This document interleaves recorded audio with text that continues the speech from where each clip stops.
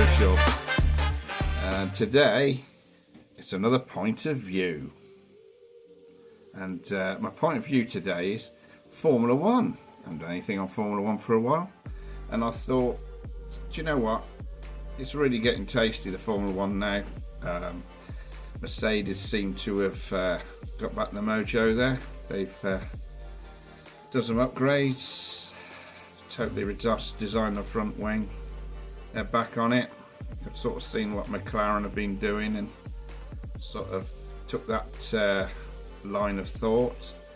McLaren on it, Red Bull, okay. They seem to be sort of, I don't know, just losing their way a little bit, but Max is still keeping the ship afloat, driving the wheels off it. And then we're seeing like Haas getting better and some good performances there. Just shame Aston Martin have dropped off, and Ferrari, well, they're still being Ferrari, aren't they? They're like an enigma. You just don't know what's coming from Ferrari. They're either on it or totally off it. And strategy, I think they're up to plan WXYZ by now. Anyway, my point of view is, yes, we're getting these points, you know, and the top 10 get points. I'm fair with that, top 10 getting points. I don't like it like the sort of other series like IndyCar, etc., where you get a point for last place or whatever. You know, the point system in Formula 1, I think you get top 10, that's fair enough. Maybe still get a point for fastest lap if you're out the top 10, just so you see a couple of rear runners suddenly darting the pits, getting some softs near the end, and you see a little bit of fun at the back to get that point, and maybe 2 points if you get the fastest lap in the top 10. That's the main thing there. But I think this point of view, what I'm going to get to is, like the F2 and other series, why are we not dishing out points for pole position?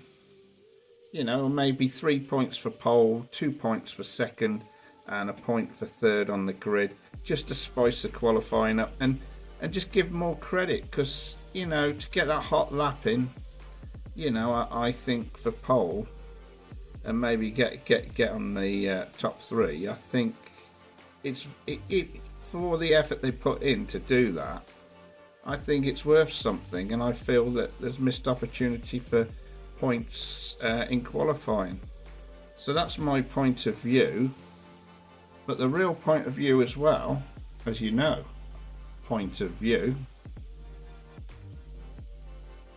is today is Thatchers Katy, or Katy, whatever people pronounce it. Okay, Thatchers Katy. Alright, family cider makers from Somerset. And okay, it's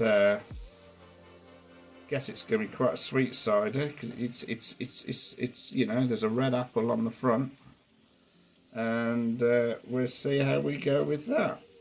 Okay, but there it is. That's the bottle in question.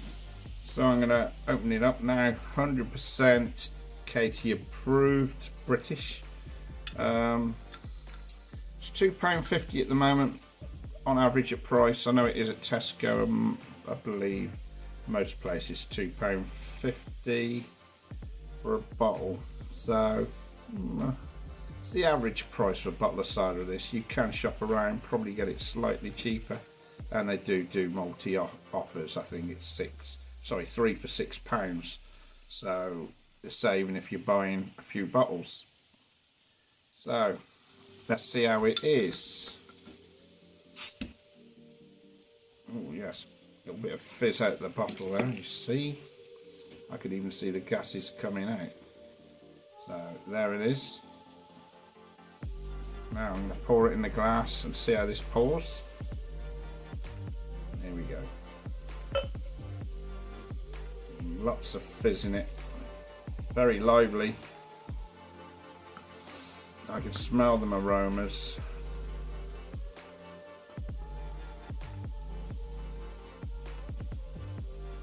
Quite a light colour. Not your traditional dark golden.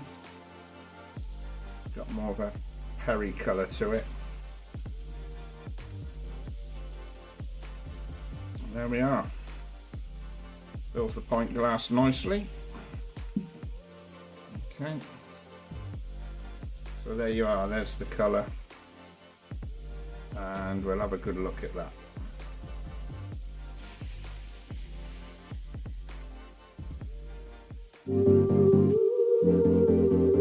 Very lively, lots of bubbles coming to the surface.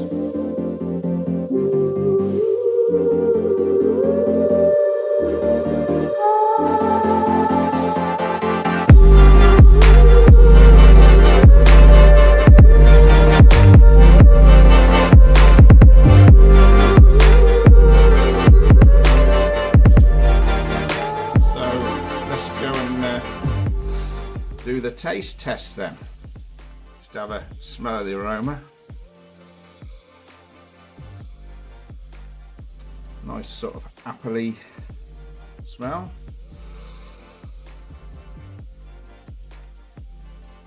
Got a deep oak taste smell to it. The aroma's purely mostly apple. And like I say, very light in colour. 7.4% as I say, so let's have a good taste.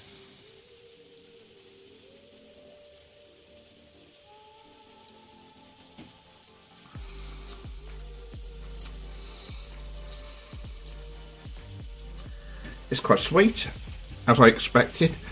There's quite a good real cider backbone taste in that traditional stronger. It is 7.4%. You have got that stronger, more sort of vintage taste to it on the back and on the top of the tongue there, so you can really feel that nice edge on it, and it's quite pleasant because there's other ciders, and you know, like Thatchers Gold and that's just got a horrible metallic tang, where this hasn't. It's got more of a traditional sort of cider taste. It's quite pleasant. Yeah, on a hot day I think I could easily drink a few of these.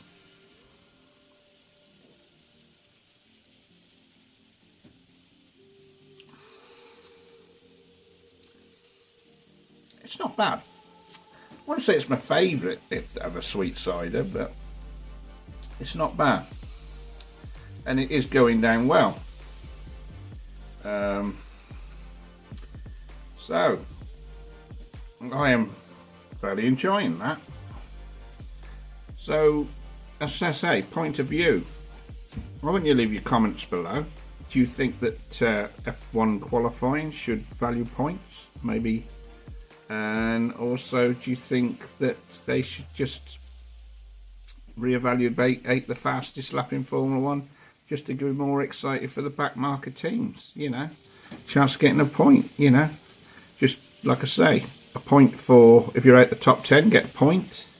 Fastest lap. But if it's a top 10, you obviously get 2 points, you know? Or you might feel that just 1 point wherever you come in the top 20, that's it. Whoever gets the fastest lap. I think it'd be exciting just seeing some of the smaller teams thinking, do you know what, the only chance we got of getting a point is to go and get a fast lap at the end, and you'll see 2 or 3 teams challenging, and at the back it'll be exciting to see who gets that fastest lap, just to give him more excitement through the grid and opportunity of points. And then obviously the qualifying top 3, you know, 3 for pole, 2 for second, and a point for third. You know, they get a medal, don't they? They get this little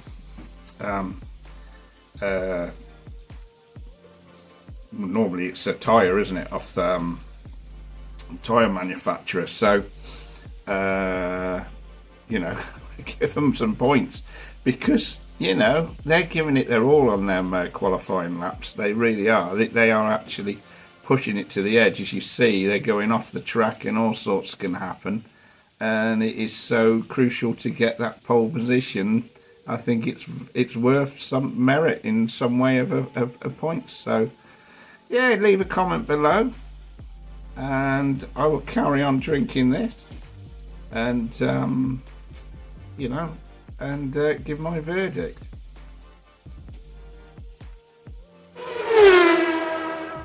It's going down well. I might get a point for the fastest point sunk. You never know at this rate.